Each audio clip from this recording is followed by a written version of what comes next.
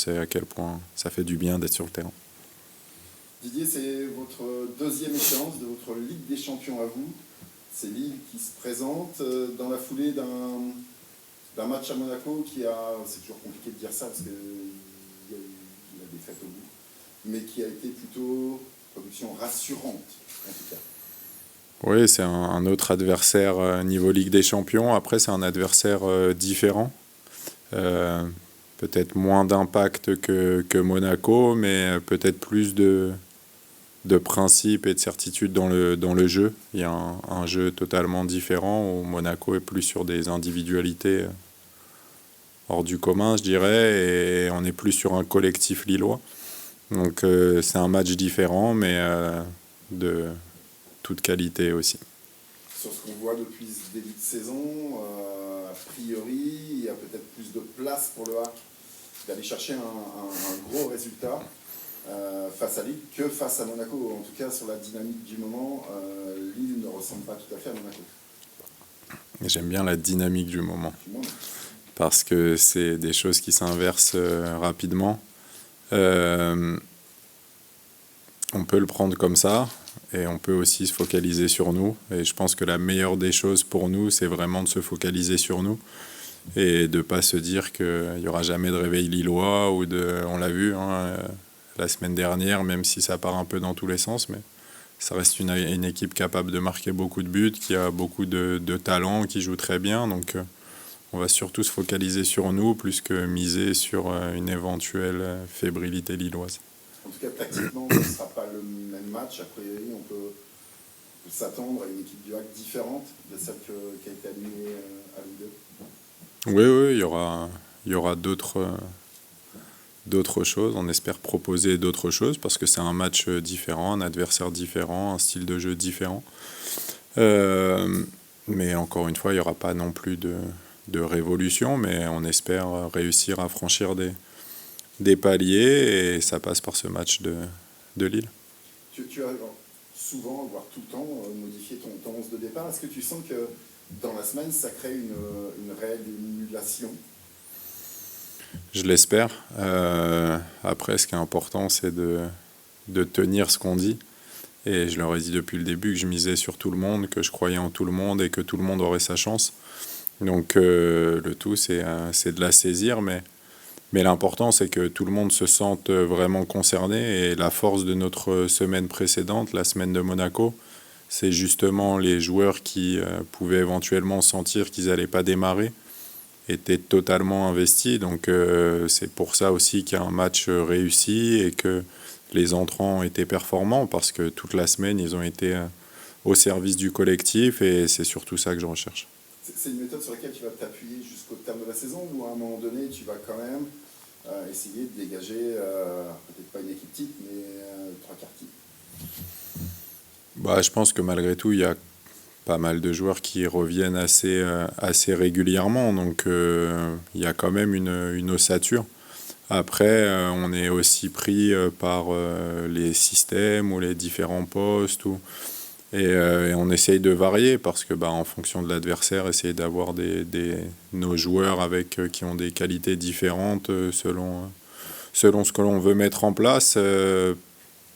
Franchement, je ne peux pas aujourd'hui dire si demain parce que je ne suis pas non plus, si on gagne, c'est la même équipe qui doit rester.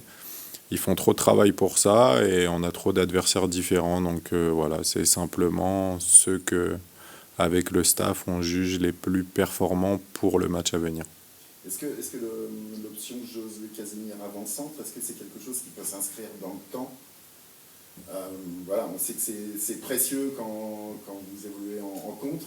Est-ce que sur un match à domicile, alors je ne sais pas si ce sera le cas face à Lille, mais où on peut espérer le HAC un peu plus dominateur dans le jeu, est-ce que Josué Casimir avant-centre, ça peut être une solution durable ? Josué peut être une solution durable. J'ai pas vu beaucoup de matchs, même si Lille n'a pas eu les résultats, où dans le jeu ils n'ont pas été dominateurs malgré tout, donc faut pas non plus. Ils prennent beaucoup de buts. Est-ce que justement ça peut profiter à Josué d'avoir de l'espace ? Franchement, tout se défend. au final, il y a tout qui tient, tout se défend. Et après, c'est vraiment un travail du quotidien. Mais en tout cas, Josué a les capacités de le faire, comme d'autres.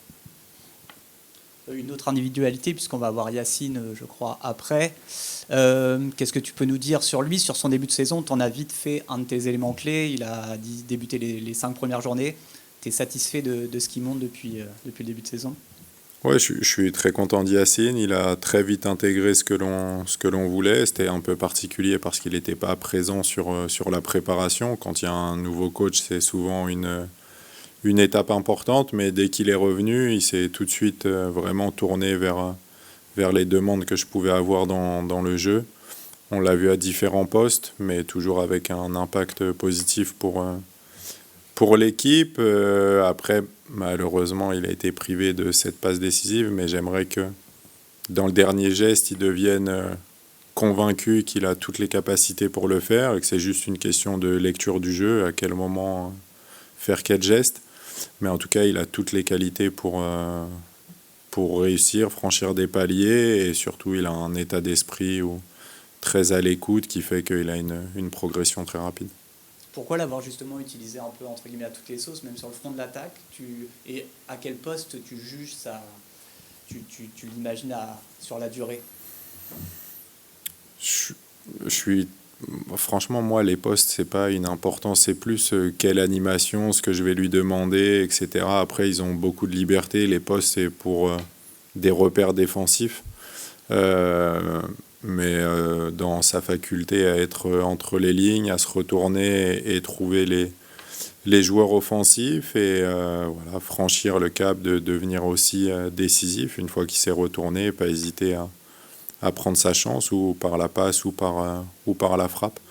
Donc voilà, c'est plus une question d'animation que de poste vraiment précis. Didier, est-ce qu'on peut avoir un mot sur ton attitude au bord du terrain, dans le sens où tu nous dis si on se trompe, on avait l'impression que peut-être sur les premiers matchs tu étais un peu plus en retrait dans l'observation et que sur les derniers matchs justement, peut-être un peu plus interventionniste, en tout cas à donner beaucoup plus de la voix. Est-ce que c'est un constat réel? Est-ce que tu as évolué parce que tu sentais que ce groupe en avait besoin? Ou est-ce que c'est ta façon de fonctionner? Tu fonctionnais déjà de la sorte à Nice? Alors, je me rends pas forcément compte. Après, pour être très sincère, c'est que contre Paris, ça n'avait pas d'intérêt parce qu'on m'entendait pas. Donc, je pouvais crier autant que je voulais, mais l'ambiance faisait qu'ils m'entendaient pas. Et sur les matchs suivants, eh ben, ils pouvaient m'entendre. Donc, si je peux les aider, je vais pas ni m'en priver, ni les priver de ça. Et la relation fait qu'ils ont l'habitude, ils savent où je suis, ils connaissent ma voix et ça peut les faciliter.